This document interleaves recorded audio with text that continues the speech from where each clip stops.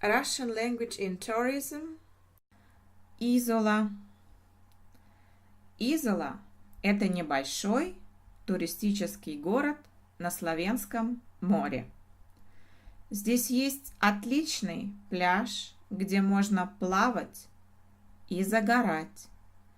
Есть музей, где можно посмотреть историю города.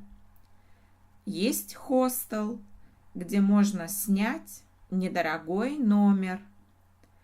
Есть кафе и рестораны, где можно выпить вкусный кофе и заказать вкусный обед.